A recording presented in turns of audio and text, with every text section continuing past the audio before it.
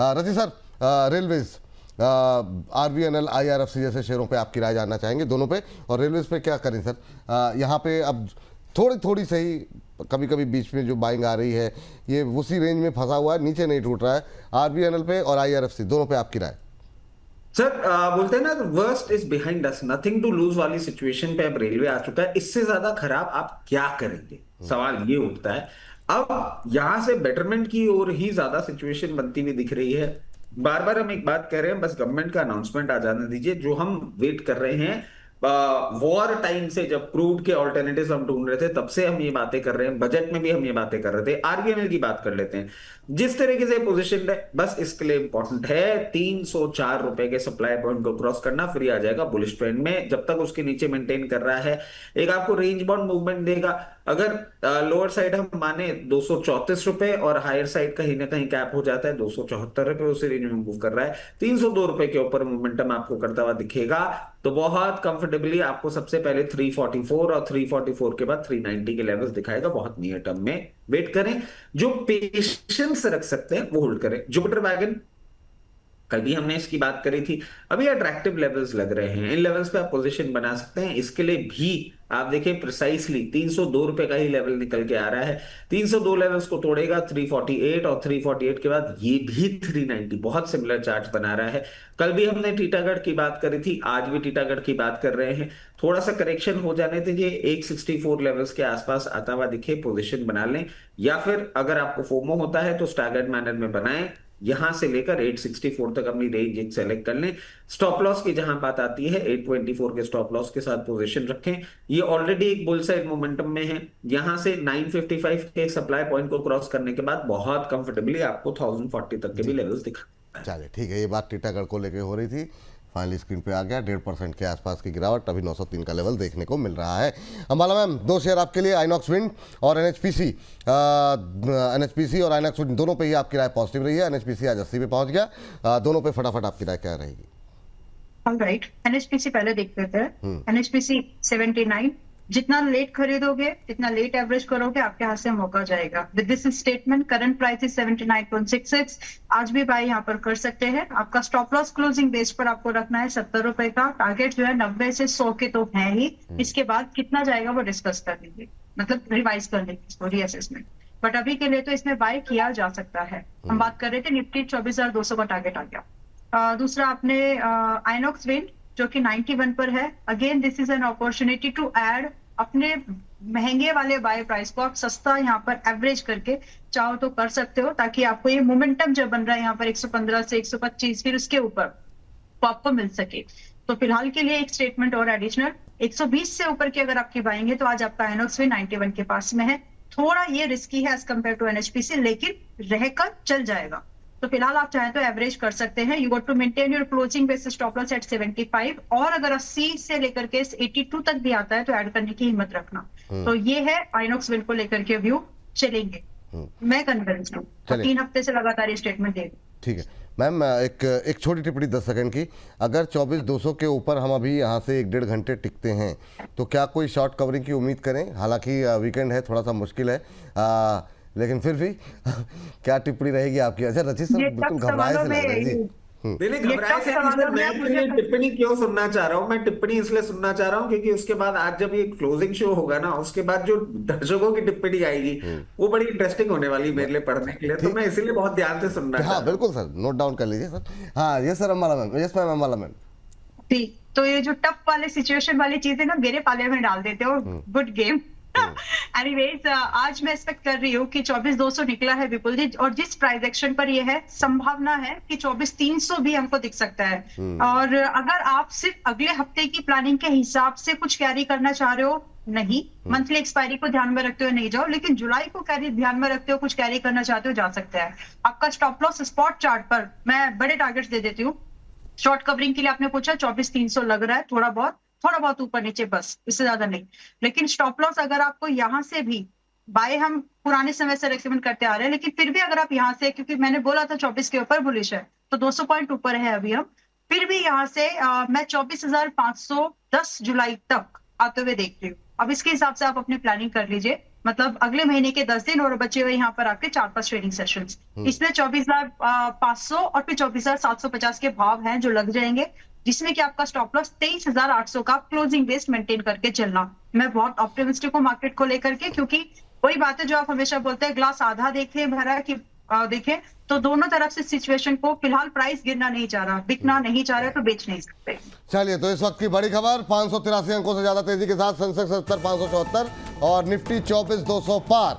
जी हाँ, 24,200 की एक रुकावट काफी टाइम से, बड़ा लंबा वक्त लगाया इस लेवल पर दोबारा पहुंचने के लिए निफ्टी ने, और लंबे इंतजार के बाद आज हम ये लेवल जो है इसके ऊपर ट्रेड करते हुए दिखाई दे रहे हैं। लंबा वीकेंड है, डर थोड़ा सा है, लेकिन क्या इसके ऊपर टिकेगा तो बाजार में तेजी और बढ़ती हुई दिखाई दे सकती है क्या? ये अंबाला जी कह रही है कि हाँ, 24,300 तक जाता हुआ दिखाई दे सकता है। समय हालांकि नहीं है, पर 10 सेकंड में अगर प्रदीप जी आप भी ऐड करना चाहें इसमें कुछ, तो सिर्फ 10 सेकंड में इस पे लेवल्स पे क्या उम्मीदें हैं 24,300 की तरफ जाने की, या फिर आप आज थोड़ा अवॉइड करेंगे? बिल्कुल आज उम्मीद नहीं है 24,300। बाकी मैं मार्केट में पॉजिटिव हूँ, लेकिन क्योंकि 3 दिन का बहुत बड़ा एक रिस्क है, तो इसीलिए ओवरनाइट मैं रिस्क लेना पसंद नहीं करूंगा। एंड मेरे को जो चाहने वाले सुनने वाले लोग हैं, kindly don't do this kind of thing कि अभी इमीडिएटली यहाँ पे 24,300 और उसके सुन के, क्योंकि 3 दिन का नहीं, वो तो सर आपके जानने वाले किसी और को सुन के क्यों करेंगे? ये तो आप मतलब चलिए ठीक मैं है, वही बोल रहा हूँ सर, क्लियर कट 3 दिन का गैप है, तो हाँ वो ठीक है, आप ये बोलिए कि मतलब मेरी ये राय है, पर वो जिसको ट्रेड करना होगा, वो जिसको सुनना होगा, वो तो अपने हिसाब से ही निर्णय लेगा ना। अगर आपको फॉलो करता है तो आपको सुनेगा, रचित जी को सुनना होगा तो रचित जी को सुनेगा, तो वो तो उसकी इंडिविजुअल चॉइस है, वो तो अपने हिसाब से ही लोग फैसला लेंगे। तो सब अपनी अपनी राय देंगे, सबका अलग अलग व्यू भी हो सकता है बाजार पे, कोई सही होगा कोई गलत होगा, बाजार है। चलिए ठीक है, आगे बढ़ते हैं और जरा फटाफट जो है अगली टिप्पणी जो है लेकर के आते हैं। और कोई गलत होगा कि स्टेटमेंट में आपने मेरी तरफ इतनी गौर से क्यों देखा, मैं समझ नहीं पाया। कौन से स्टेटमेंट है? कोई गलत होगा वाले स्टेटमेंट में आपने नहीं, वो नहीं, मैंने कहा कि बाजार में ये दो ही चीज होंगी ना सर। मान लीजिए कि जैसे कि आपने जब बोला कि बाजार 26,000 से नीचे जाएगा, गया, बहुत लोग तब भी कह रहे थे पॉजिटिव है तो गया। अभी आप कह रहे हैं कि तो मतलब कोई एक जो बोल होगा या 19 हो गए सर, हाँ 19 हो गए। चलिए अब आगे बढ़ते हैं। और इस बीच जो है सर डिफेंस पे आपसे राय जानना चाहेंगे। पारस पे लगातार बातचीत कर रहे हैं, आप कह रहे हैं टूटेगा, और कितना टूटेगा सर?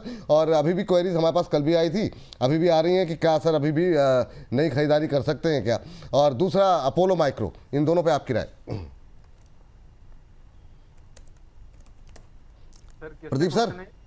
अच्छा सर, मुझे बोला गया जी सर, एक एक करके। हाँ जी, हाँ 1266 के आसपास का भी प्राइस चल रहा है विपुल जी। ऑलरेडी पारास डिफेंस से हम लोगों ने एग्जिट कराया था 1330, एंड मुझे लगता है कि करेक्शंस कंप्लीट नहीं हुआ है, करेक्शन आपकी आवाज चली गई सर, ऑन द वे, और आपको नीचे आते हुए दिखाई देंगे।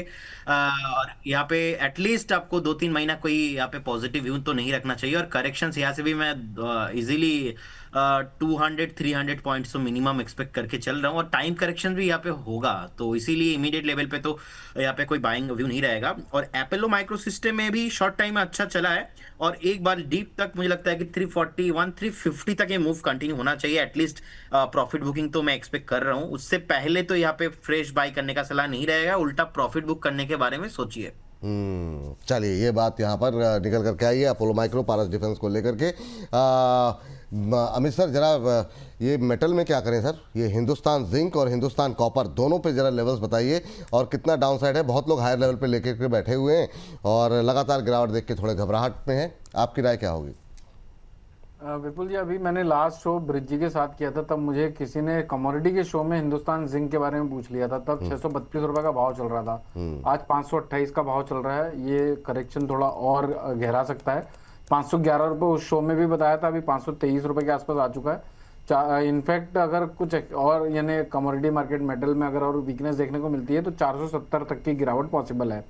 तो अभी मेटल सेक्टर में बहुत जल्दबाजी मत करिए एंट्री करने की, कम से कम 2-3 हफ्ते लगेंगे। अगर इसको रिवर्स होना है तो पहले यहाँ पर लोगों को देव दिखाएगा, जो लॉन्ग बैठे हुए हैं उनको तड़पाएगा, उनके एक्सपेक्टेशन को धराशायी करेगा और उसके बाद बढ़ने की कोशिश करेगा।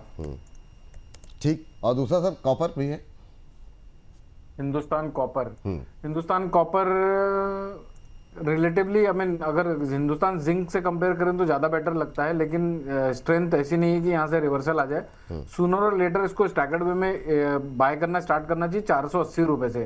480 रुपए पहला पॉइंट होगा, 465 रुपए दूसरा पॉइंट होगा, 444 रुपए तीसरा पॉइंट होगा। तो ये 3 पॉइंट में अपना 30% के आसपास अपने पोर्टफोलियो को यहाँ पर एलोकेट कर सकते हैं, जो अमाउंट आप हिंदुस्तान कॉपर में इन्वेस्ट करना चाहते हैं।